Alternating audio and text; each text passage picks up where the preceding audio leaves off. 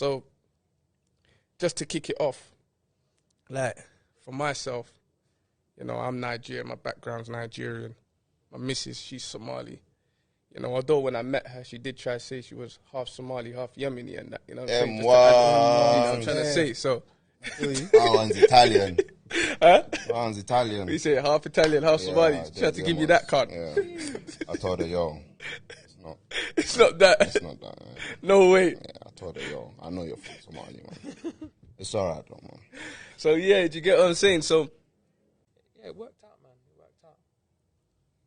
What is it, my turn? yeah, how about for you? Listen, me, obviously, I'm from Burundi, small country in East Africa.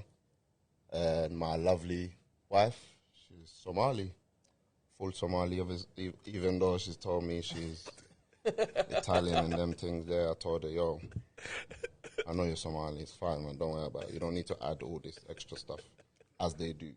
It's calm anyway.